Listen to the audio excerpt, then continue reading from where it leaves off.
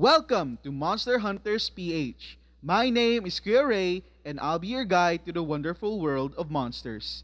So get comfy and listen close as we delve into the story of the Batibat.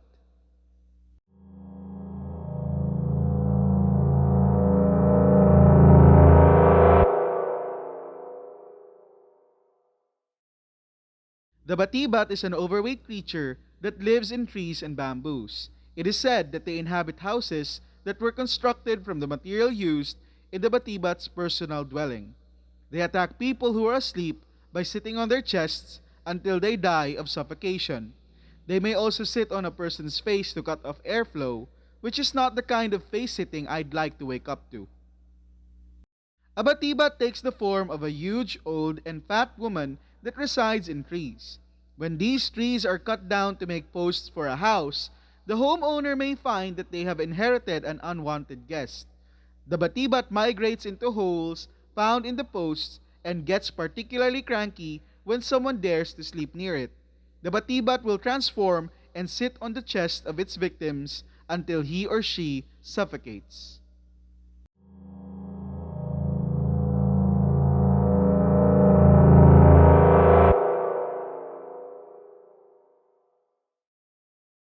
The Batibat is a vengeful demon found in Ilocano folklore. In Tagalog folklore, the creature is called Bangungot. The Batibat takes the form of an ancient, grotesquely obese, tree-dwelling female spirit. According to popular belief, a person who sleeps while his or her stomach is full is most likely to experience nightmares or bangungot.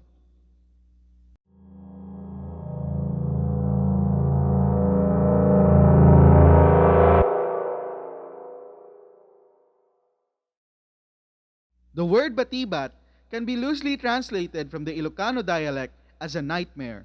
The batibat could also be translated to Tagalog dialect as bangungot, which root words are bangon, to rise, and ungol, to moan. The bangungot is linked to the medical term sudden unexpected nocturnal death syndrome. Though the batibat might be a mystical way to explain this occurrence, the deaths are still very real. One of the possibilities being explored was that victims of SUNDS or SUNDS were frightened to death by nightmares. When the bodies of the deceased were examined, however, no cause of death were found. When visiting the Philippines, make sure that the home you stay in was built using more modern materials. Or if you prefer the luxury of sleeping in a nipa hut, ask the homeowners if they believe in superstition. Otherwise, if fat spirits who sleep on top of you scare you, here's a piece of advice.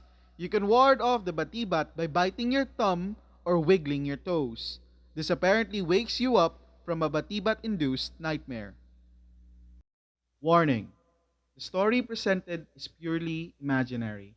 All names, characters, and incidents portrayed in this production are fictitious.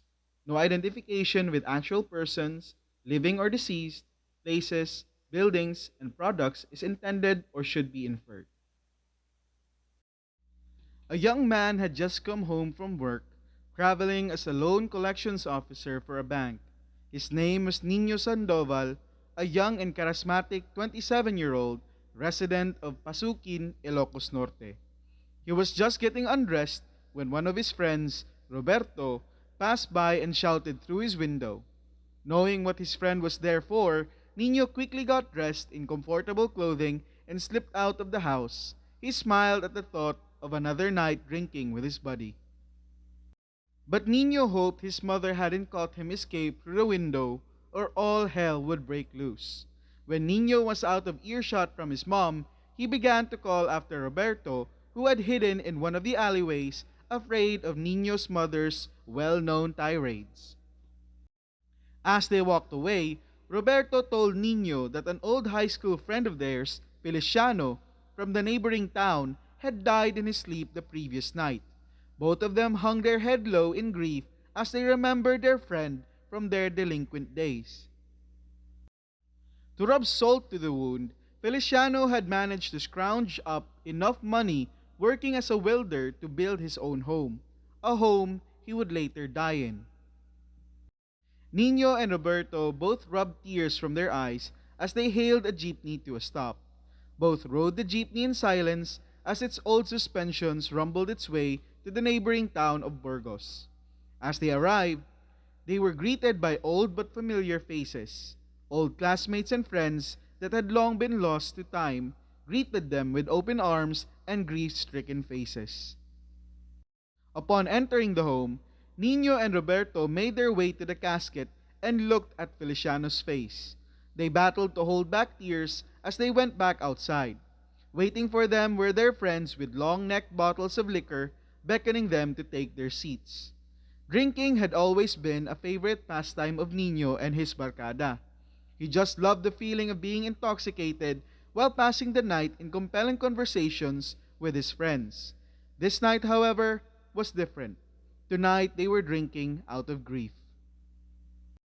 As the night went on, the drinks were drained and the wisp of smoke from dying cigarettes dissipated.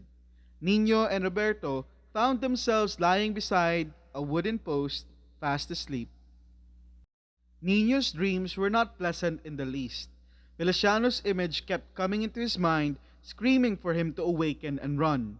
And as Nino dreamt, a large and obese woman kept chasing him. The monster of a woman called for him to sleep and never awaken. Nino ran and ran for what felt like hours when something in his mind told him to wiggle his toes and bite his thumb. Scared and not knowing what to do, Nino followed the voice's instruction, and in that moment, Nino abruptly woke up. He sighed in relief and moved to wake Roberto. But sadly, Roberto would not open his eyes ever again. The following days were a blur to Nino as he attended yet another wake. This time, however, he decided to forgo the drinks. In the days to come, Feliciano's home was torn down by his mother. An old witch doctor had later told Nino that living in the wooden post where he and Roberto had slept was a vengeful batibat. From that day on, Nino would start to drink in moderation and make sure to return home for bed. This has been Kuya Ray from Monster Hunters PH, now signing off. See you in our next video.